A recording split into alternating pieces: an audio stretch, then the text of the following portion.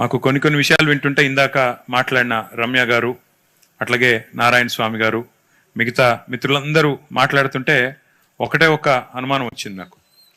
వారి గొంతులో వణుకు వినబడుతున్నది అని చెప్పి సోదరులు మాట్లాడారు. భయం, వణుకు, ప్రభుత్వం ఎప్పుడు మా ఆస్తులు లాక్కుంటుందో అనే ఒక భయం కనబడుతుందని మాట్లాడినారు.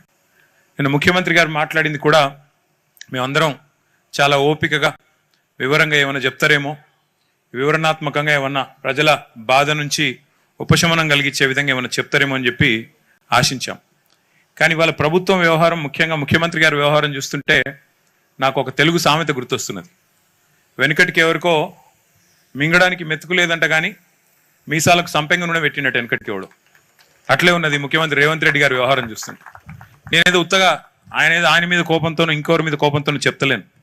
ఆయన వ్యవహారం అట్లున్నది. మీరు చూడండి, ఆయనంతటా ఆయన్నే చెప్తాడు మాటలు. మళ్ళీ ఇంకో మనిషి కాదు చెప్పేది, ఆయన ఇచ్చి ఆయనే చెప్తాడు. ఏమంటాడు? నా దగ్గర బుడ్డ పైస లేదు, నన్ను కోస్తే రూపాయి రాదు, నేను ఢిల్లీ పోతే దొంగ లెక్క చూస్తుండ్రు, చెప్పులు ఎత్తుకపోతాడేమో అని భయపడుతుండ్రు. అసలు ఇంకొక మాట ఆయన చెప్పింది గమ్మత్ మాటలు.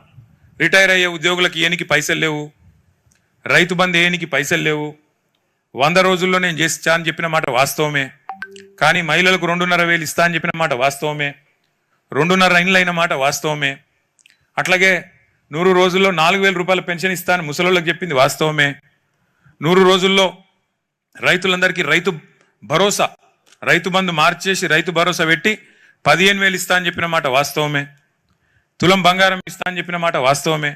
కానీ ఇప్పుడు అవేవి చేయడట, అవే వద్దంట, ఇంకా వాటి గురించి మాట్లాడంట. కానీ ఇప్పుడు మాత్రం ఖచ్చితంగా మూసి మాత్రం చేసి తీరుతా.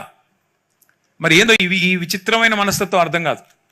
100 రోజుల్లో నువ్వు చెప్పిన మాటలు ఏవి నిలబెట్టుకోవడానికేమో నీ దగ్గర డబ్బులు లేవు. 100 రోజుల్లోనే 6 గ్యారెంటీలు అని చెప్పిన మాటలు నిలబెట్టుకున్న దానికేమో పైసలు లేవంట. కానీ మూసీని మాత్రం 1,50,000 కోట్లతో సుందరీకరించడానికి మాత్రం డబ్బులు వస్తాయంట. అందాల పోటీలు పెట్టడానికి మాత్రం 200 కోట్లు ఉంటాయి.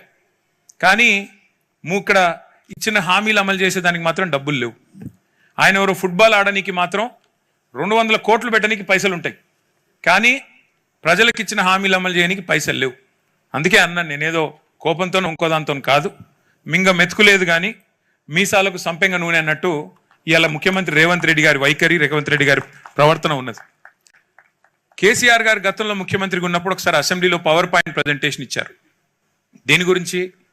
నీళ్లు, వాటిని ఎట్లా వాడుకోవాలి, నిర్మాణాలు ఎట్లా చేయాలి, ఆ నదులకు బరాజులు అంటే నీటికి, ప్రవహించే నీటికి అడ్డంగా బ్యారేజ్ కట్టి ఎట్లా నీళ్లు తీసుకొచ్చి తెలంగాణలోని ప్రతి ఎకరం, ప్రతి ఇంచు సస్యశ్యామలం చేయాలి అని దాదాపు 2 గంటల పాటు కేసీఆర్ గారు నిండు శాసనసభలో రాష్ట్రం మొత్తం ఆసక్తిగా చూస్తుంటే ఒక నిర్మాణాత్మకమైన, వివరణాత్మకమైన ప్రజెంటేషన్ ఇచ్చారు. నేను రేవంత్ రెడ్డి గారు ఇచ్చిన ప్రజెంటేషన్ కూడా నేను చూసిన. కేసీఆర్ గారు నిర్మాణం గురించి మాట్లాడితే రేవంత్ రెడ్డి గారు మాత్రం మొత్తం విధ్వంసం గురించి మాట్లాడినారు. మూసీలో ఎట్లెట్లా ఎవరెవరిని ముంచుతా, ఎన్ని ఇండ్లు గులగొడతా. 2.5 ఏళ్ళు అయిందండి. నేను అడుగుతా ఉన్నా, ఇక్కడికి వచ్చిన మా సోదరుల్ని, సోదరిమణుల్ని, రేవంత్ రెడ్డి గారిని కూడా నేను అడుగుతున్నా, అయ్యా 2.5 ఏళ్లలో హైదరాబాద్లో కానీ, హైదరాబాద్ చుట్టూ కానీ, జిహెచ్ఎంసీలో కానీ, ఇవాళ ఓఆర్ఆర్ లోపల కానీ కొత్తగా ఒక్క ఇల్లు కట్టినవా నువ్వు ప్రభుత్వం తరఫున? ఒక్క ఇల్లు, ఒక్క ఇటుక పెట్టినవా? ఒక్క కొత్త ఫ్లైఓవర్ కట్టినవా? ఒక్క కొత్త బిల్డింగ్ కట్టినవా? ఒక్క మంచి పని చేసినవా? కానీ నేను చూపెడతా, ఎన్ని వేల వందల ఇండ్లు కూలగొట్టినవో చూపెట్టమంటావా? ఒక్కొక్క బస్తీల బుల్డోజర్లు పంపి ఇష్టం వచ్చినట్టు ఎన్ని కూలగొట్టినావు? అందుకే ఇవాళ మేము అంటున్నాం, కేసీఆర్ గారు నిర్మాణం గురించి మాట్లాడితే నిన్న ఈయన విధ్వంసం గురించి మాట్లాడినాడు. కానీ నేను ఇంకా రాజకీయ విమర్శల జోలు తగ్గించి కొన్ని వాస్తవాలు మీ ముందు పెట్టదలుచుకున్నాం. ముఖ్యమంత్రి గారేమో 5 స్టార్ హోటల్లో, 5 నక్షత్రాల హోటల్లో ప్రాజెక్టు బాధితులు కానీ, ప్రాజెక్టు సంబంధం ఉన్న వాళ్ళు కానీ ఒక్క మనిషి లేడు అక్కడ.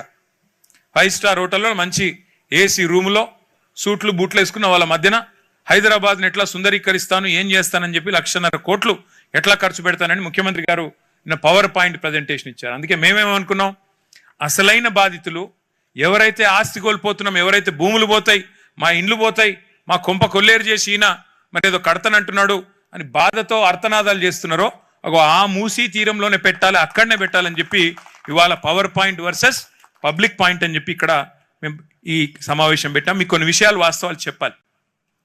మీరు కింద చూస్తున్నారు కొన్ని కొన్ని బొమ్మలు చూస్తున్నారు కింద మీరు. అవేదో మేము గూగుల్లోంచో వేరే దేశం నుంచి తెచ్చిన బొమ్మలు కాదు.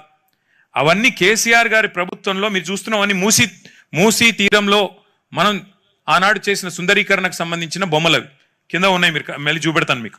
అవన్నీ కేసీఆర్ గారు ఆనాడు ఒక్క ఇల్లు కూల్చకుండా, ఒక్క సెంటు భూమి ఎవరిది గుంజుకోకుండా అంబర్పేట, ఉప్పల్, ఎల్బీ నగర్ మధ్యన 5.5 కిలోమీటర్లలో చేసిన సుందరీకరణ అదిగో మీ కళ్ళ ముందే ఉంది. కేవలం 6 కోట్ల రూపాయలతో చేసిన సుందరీకరణ మీ కళ్ళ ముందే అక్కడ కనబడతా ఉంది. ఒక్క ఇల్లు కూల్చలేదు, ఒక్క మనిషిని ఏడిపించలేదు. కానీ అవన్నీ కూడా 6 కిలోమీటర్ల పరిధిలో మరి ఆ రోజు చేసిన సుందరీకరణ మీ కళ్ళ ముందే ఉండాలని చెప్పి మీకోసం అది పెట్టాం.